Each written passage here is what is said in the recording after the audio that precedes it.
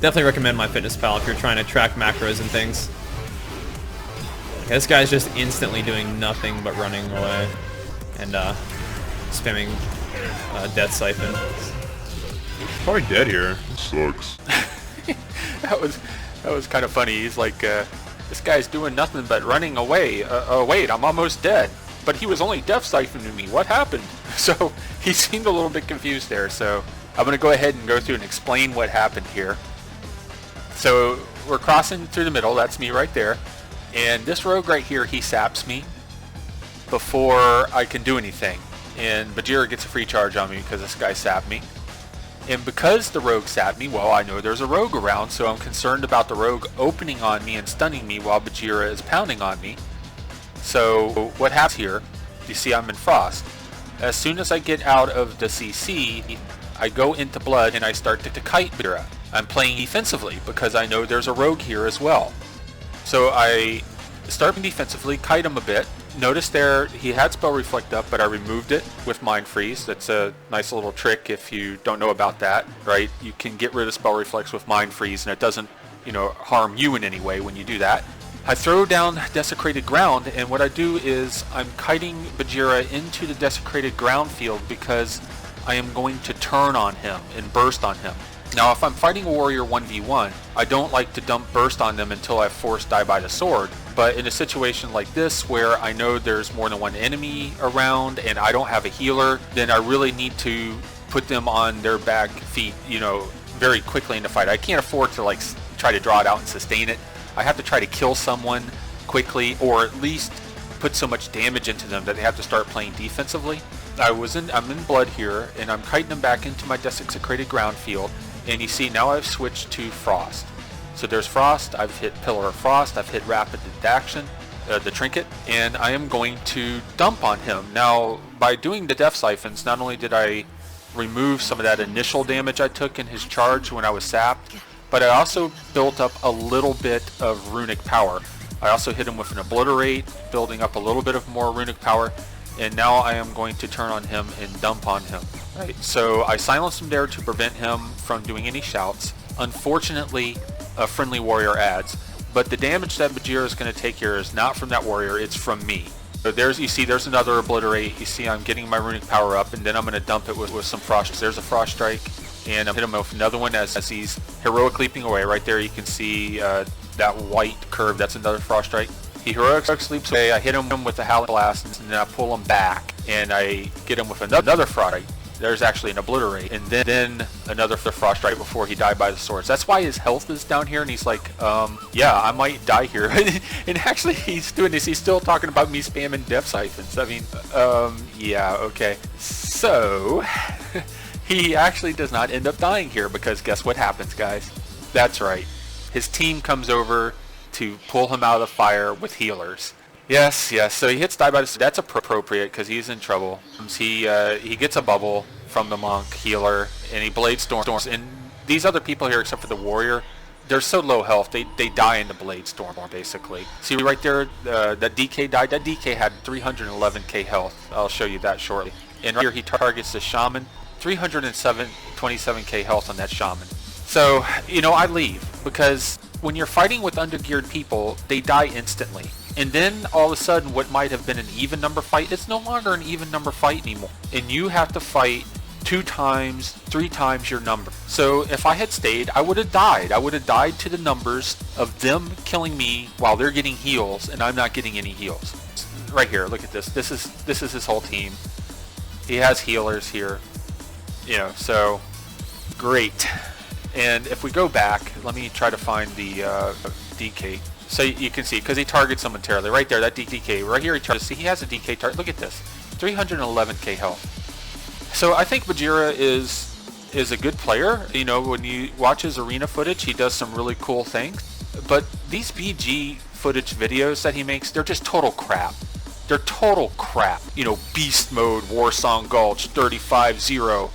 But look at how you're doing it, man. You're doing it with people coming in, a pre-made, with dedicated healers, killing people with crap gear. Now, the reason why you're shocked at the beginning of that is because I'm geared. And when you fight geared people, guess what? Your health is going to get removed. Right? Just horrible. And as contrast, I also ran across another streamer, a streamer called Evelyn. Evelyn has a completely different style.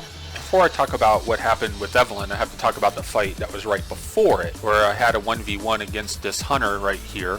And I always enjoy reading guild names. I think his guild name is something like We Arena High, bro. Anyway, he's a 2.2k rated player. At least he has that achieved. And I fight this hunter, and of course, you know, I'm concerned about him knocking off of the bridge there. So what I'm doing is I've popped Pillar of Frost, and I'm running up into a position where it's like basically saying, hey, knock me into the water, because I want him to try to use his explosive trap on me while I have Pillar of Frost up, because that makes me immune to the knockback. And then once that option is gone from him, you know, I'll have a chance of winning the fight. I have 0 chance of winning the fight as long as he can use explosive trap on me. So I have to mind game him into using it early, right? And using it into my Pillar of Frost. And you'll see he does that shortly right there. That's the explosive trap. So I walk into it, and now I am free to just basically you know, go full damage on him, and I end up killing him.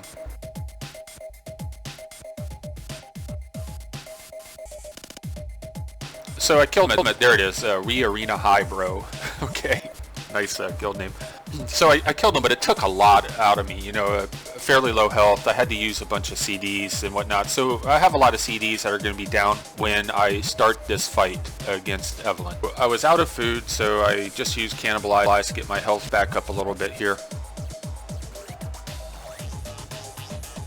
Alright, come back, and right there, that's Evelyn. And again, at this time, I don't know who this is. I actually have watched Evelyn's channel a bit. Does duels, quite a lot of duels. I think a pretty decent warrior.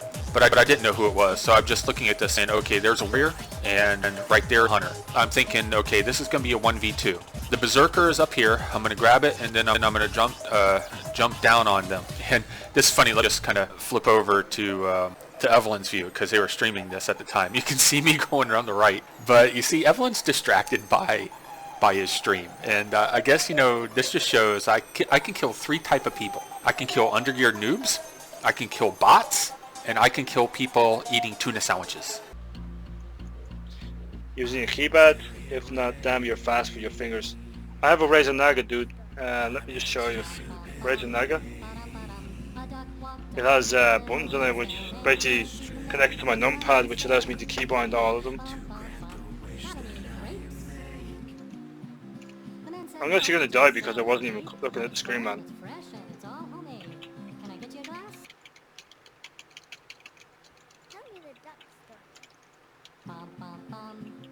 I would have killed that guy as well.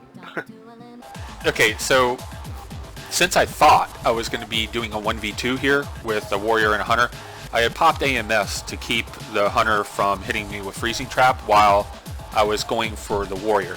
See, because when I looked at the health of the warrior, they have 400k health, and I guess, you know, they don't have a stamina buff, which isn't that much health. I can chew through that pretty quickly. So again, just like in the thing with Bajira, since I think I'm going to be fighting more than one person, I am going to burst on this warrior to try to take them out of the fight immediately, right? So then it leaves me to fight the hunter after that. That is my plan. Again, if it's a pure 1v1, I don't do that. I wait until I force die by the sword, and then I burst after that, right? But you make different decisions depending on what you think you're going to be fighting. And this is maybe a good time to talk about how I do my burst, because there's a little bit of a debate or always questions on the DK forums. You know, should I be using Obliterate, or should I only be using Howling Blast and Plague, you know, Plague Strike? Well, it depends on what your play style is. If you're trying to outlast and sustain people and you have a healer, then sure, you know, just doing Howling Blast and Plague Strike is fine, and then you don't have to worry about the 4-piece bonus on the PvP set, which allows you to just get all the versatility gear, right? So that's one path you can go. But in my opinion, when you're running solo like I am, and you're doing a lot of 1v-ns, and you don't have a healer, then it's more important to be able to do more damage in a short burst window. And Obliterate gives you much higher burst in a short window. And the main reason why is because Obliterate generates or uses 2 runes, right? as opposed to Howling Blast using 1 rune and Plague Strike using a rune. So what that means is that when you use Obliterate, you can generate more runic power in 1 GCD. Right? So it's totally a runic power per GCD thing. So you can generate more runic power quickly, which allows you to do more Frost Strikes within a burst window. So that is why I run this build, which is why I still use the 4-piece, you know, to get the freezing fog bonus, right? Along with the bonus that you get from Howling Blast that increases your frost damage, etc. So it's just much better for burst if you use Obliterate. Much better for overall sustained in the long run damage, you know, to use Howling Blast and Plague Strike. So Evelyn is distracted by their dream here, and you see I hit Obliterate, and I get Freezing Frog proc. I said Freezing Frog, I was going to say that. Freezing Fog proc, and you see their health is just like gone. I mean, totally gone. I already had like 20k health, you know, just in a few seconds there. It only took a couple seconds. They were a little bit slow reacting because they were messing around with their mouse, but yeah. What they could have done maybe is like, pop their Die by the Sword almost immediately to avoid all that damage. But at this point in time, I'm not too concerned. Their health is so low that there's really no way for them to recover, even if they, do Enrage Regeneration and Die by the Sword, which they're going to do. It's not going to help.